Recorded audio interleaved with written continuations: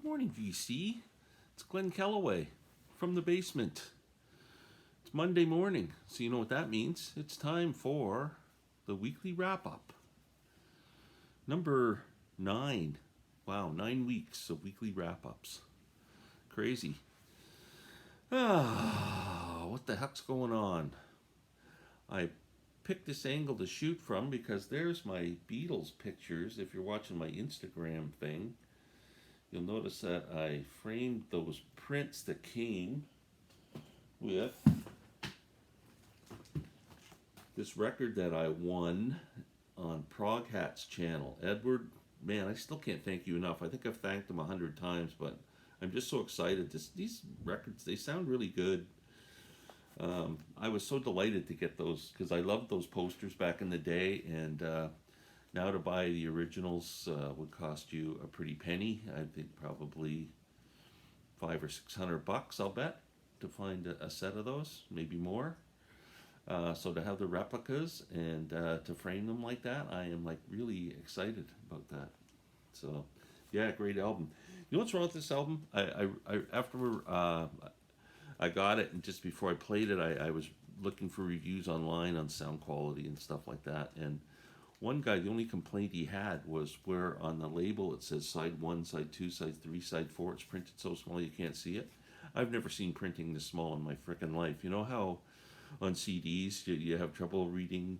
It's not like on records, you know. You have trouble reading some of the fine print. This is way worse. Like, take it down another 10 notches. It's ridiculous. It says side, like you can't even. It's not even. It's ridiculous. It might as well not even be on there. So what I've been doing is just grabbing a side and putting it on and not knowing what side I'm going to be playing. So, which works. It's kind of fun. I want to start off by wishing this man a happy 74th birthday. Ry Cooder, my favorite guitar player of all time, Ry Cooder. You know, as much as, if anybody just caught my Bela Fleck video, much as the musical journey that Bela has taken me on, this man is equal to that. Jesus, African music, world music, music from Cuba, music from South America, American roots music, just blues and jazz and you name it. Soundtracks, he's done so many soundtracks for movie soundtracks, and just an incredible artist. Ry Cooder, happy birthday, Ry. Okay, let's get started. Contests. I only got one mention down here. Well, there'll be two. Jeff Whitcher's Final Destination. I don't know if you guys follow Jeff, but he's got such a great channel, man. He's so fun. He comes up with some wacky stuff. That video he did when he was pretending to be stealing records from his uncle's house. Man, I still laugh when I see that or think about it. Jeff's got a contest going on, so jump over to his channel and support him. He's got a great channel. My friend Rich Strickler, he just did a thing for top 10 potato chips. Now, I'm a bit of a potato chip. You can probably tell by looking at me. I like the odd chip. Pringles, number 10. I can't go through his whole list. And Pringles are number 10. I kind of like Pringles. The other day, there was a sale, like a $1 sale, and you got the little tube of Pringles. It wasn't a great big giant one. It was a smaller, but maybe 2/3 of our sides. And they were for $1 in a bin. And I grabbed a plain and a barbecued, and Lynn, oh my God, she loved the barbecued one, so I earned some brownie points there. So Pringles number 10, they might be up on my list. He picked Lay's Classics as number 1. I can't argue with him. I love Lay's potato chips. And but he wouldn't have any flavors on his list. So no barbecue, salt and vinegar, any of that. I don't like salt and vinegar chips. I can eat them, but I do like barbecued, and I do like dill pickle, and I do like one that I don't think you can get in the States. Please correct me if I'm wrong. Ketchup flavored potato chips. Are they ever good, man? Oh, it's a staple up here in Canada. A staple. There's some chips that come from the province of Prince Edward Island, the great island of Prince Edward, called Covered Bridge. Are they ever good? They're like a dry kind of, I don't know, kettle cooked chip or something. Oh my God, they're fantastic. Fantastic. Anyway, you're making me hungry. Oh, Bob Dylan. I did something crazy. I did something. This is kind of, I did it because I was motivated by something my brother-in-law did going back 20 years ago, probably, or more. He's a big Pink Floyd fan. He looked up in the internet how to send something to David Gilmour from Pink Floyd. And he got an address, and he sent an album cover with, self-addressed stamped envelope for return to David Gilmour and asked for an autograph. And like months and months and months, maybe a year later, who knows how long it was, I can't remember, he gets the mail back, and it's his album cover back, autographed by David Gilmour. Fantastic. So I'm thinking, everybody knows how much of a Dylan freak I am. And, like the people to meet would be the Beatles and Dylan to me, and I don't think I'm going to meet a Beatle or Dylan. And Ringo says he hasn't got time to sign autographs anymore. Peace and love, peace and love. Paul, I'd maybe do something, but I looked up on the internet and got an address to how do you send something to Bob Dylan, and you actually send it to Simon and Schuster. They look after his stuff, and so I sent. I had this postcard of a picture of Bob playing his guitar, black and white. I sent it in a self-addressed stamped envelope with a little note saying, if there's any way possible I could get Bob to sign this, it would be like the greatest thrill of my life. It's not for resale. I'm not trying to make money off it. I just want to treasure it. Someone that I admire so much and will never get a chance to meet. So I wonder if I'm ever going to get it back. If I don't, it cost me $1.50 to send it, and like under $5. So if I don't get it back, I don't get it back, and I don't know if anybody else has done anything stupid like that. Speaking of Dylan, new bootleg series number 16 is announced. The Infidel Sessions. I think this is going to be a good one. I love Infidels. What a great album with Joker Man on it, and I, and What's a Sweetheart Like You Doing in a Place Like This. It's a really good album. Mark Knopfler and Mick Taylor are guitarists on that album. Sly and Robbie providing the rhythm section. Just a great record, and I think that's going to be a pretty cool sessions. I'm really excited for that. It's coming out April and May of this year.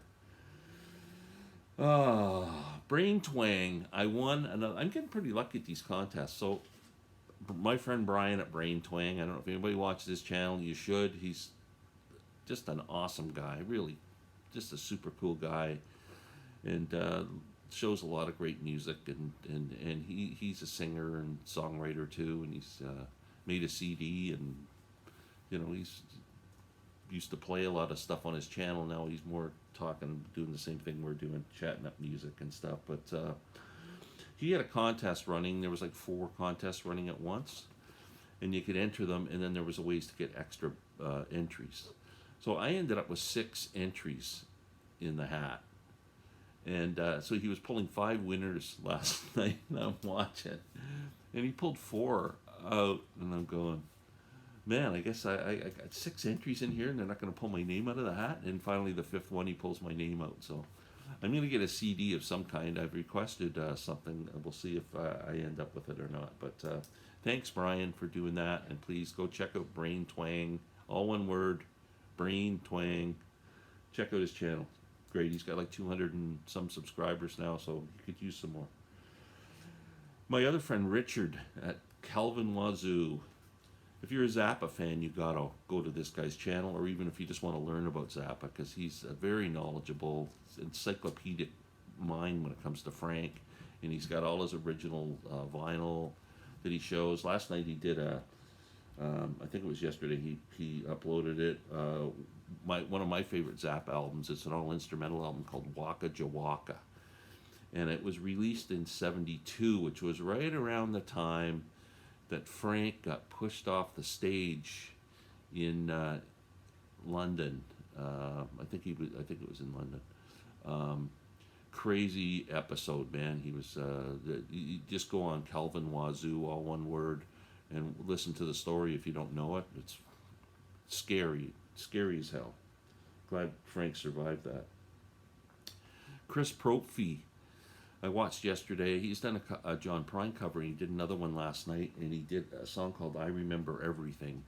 It's a beautiful song. It's the last song John gave us before he passed away from that friggin' COVID. So, I just love John Prine like he's a blood relative, and Chris did an amazing job.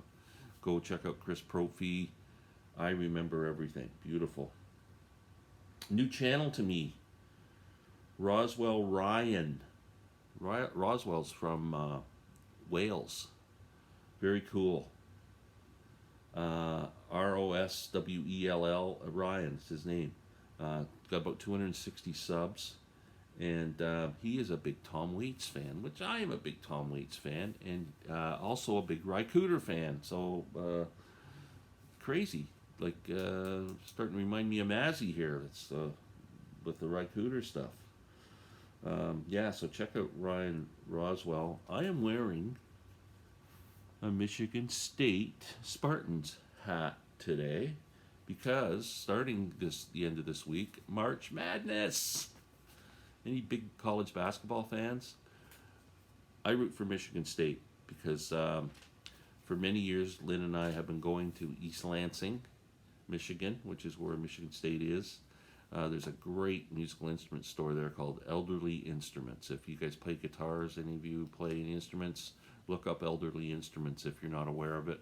They got a great website, and if you're ever in that area, what a store. It's in a big old building, and just, oh man, they got so much inventory hanging on the wall that you can check out, and electric and acoustics and everything, man. The reason I went down, because I was looking for a banjo at one point. Actually, you can see my banjo, the head right there. I bought that banjo from Elderly Instruments about 12 years ago, probably. My banjo for life, Bishline banjo, made by Rob Bishline in Oklahoma. So Elderly Instruments, a great place. Anyway, we used to stay in this hotel, and right across the street was the Spartans Hall of Fame bar. So you go in there, and they got all memorabilia from Spartans collegiate sports. Magic Johnson's stuff is there, all kinds of cool stuff. And we went to the bar when there was one of the March Madness games on with Michigan State on it, and people were just going nuts in there. It was like at the time of my life. Lynn and I just had a great time in there. It was so much fun. So go green, go white. Michigan State, they don't have a great team this year, but you never know. What else am I going on about today? I need to talk about my own channel, 392 subscribers.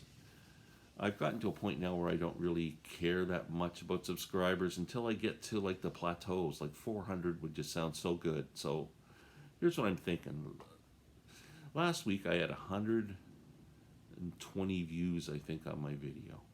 So all I need is 9 people to have a friend with a pulse and talk them into going on Glen Kellaway from the Basement YouTube channel and press the subscribe button. I can't get 9 subs to get me to 401. You want to be at 401 because you know you're going to lose one and get back to 400. So come on. Help an old guy out. Man. Okay. I'm going to introduce a new segment to the weekly wrap-up. This is called, ladies and gentlemen, the weekly wrap-up presents Fuck Off or Not. Okay, so the premise to fuck off or not is I'm going to talk about something that happened to me through the week, and then you're going to tell me whether you think I should have told the person to fuck off or not. In the grocery store. It's fairly busy.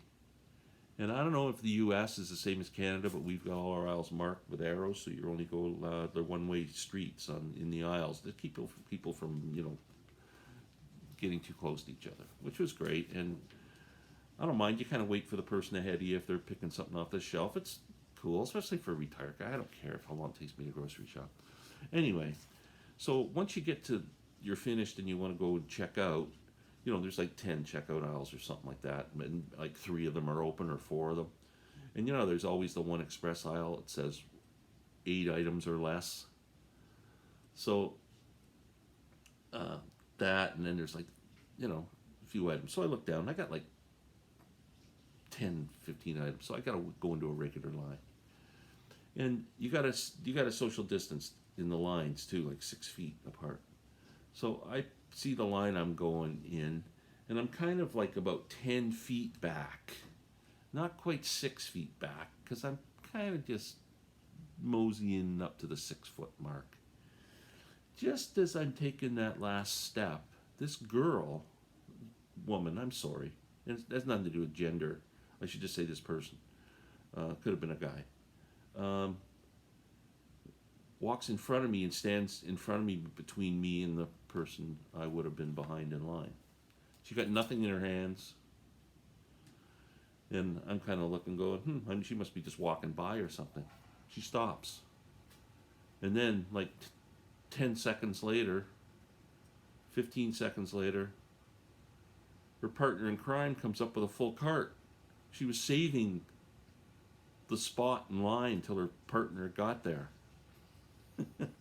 So, I gotta ask you, fuck off or not? I didn't say anything, I just let it go, because I thought there's a chance she may not have even noticed I was there, and she was just in her own little dream world, and she wasn't doing it on purpose. But if that's not the case, and she did it on purpose, fuck off or not? Think about it, leave a comment. Okay. I got much else this week. There's not much going on. My Toronto Maple Leafs are losing like crazy. The last like 5 out of 6 games. I'm totally distraught. This afternoon, the Blue Jays preseason game's on for baseball, spring training at 1 o'clock. And then at 4 o'clock, there's a hockey game on. So you can guarantee at 1 o'clock, I will have the sports on TV with the sound down, spinning some records. And yeah, that's about it. A couple of shout outs, I guess. Can please watch Shannon Talks Music, her countdown on her top 200 albums. It's been really, really good. She's showing some really good stuff. Norman Maslov did a ranking of Bob Dylan albums, 15 of them, which I really enjoyed because, again, big Dylan fan. He picked Blonde on Blonde number 1, Blood on the Tracks number 2, same as me. So, yeah. Another thing Mazzy did was he did a Beatles solo album ranking. I mentioned this on my Instagram post if anybody's read it. He picked Paul McCartney and Wings' Wildlife like in his top 10. And I remember when that album came out, how disappointed I was in it, and I didn't like it. And I don't think it's gotten a lot of love in the Paul McCartney canon of albums. And Mazzy talked glowingly about it and said, hey, it's kind of one of those albums that just kind of stood the test of time. It's better with age. And so I own it because I bought the deluxe, the 2 CD deluxe thing that came out in the archive series that Paul's doing, and but I just kind of put it on the shelf. I never really listened to it because I just wanted it to fill my McCartney catalog up, and so I put it on. Man, that's a pretty good frickin' album. It's really rough and raw and kind of rocky in places, and I really, really liked it. So I'm going to be listening to it again. So if you're like me, give Wildlife another try. It's actually a pretty good record. Anyway, I think that's it for this week. So I want everybody to have a great week. I'm sure I'll be back with some videos. Oh, Base to Base with Lisa and Glenn. There's a Baselines episode uploading today, which is kind of just news and stuff on albums coming out and birthdays and deaths and small stuff. This Thursday we are showcasing Victor Wooten, my second favorite bass player of all time, and I'm really excited about doing that because I love Victor. Yeah, and watch my Bela Fleck video, and please get me 10 subscribers somehow. You can figure it out. Please. Peace out, everyone. I love you all. Thanks for watching. We'll talk soon.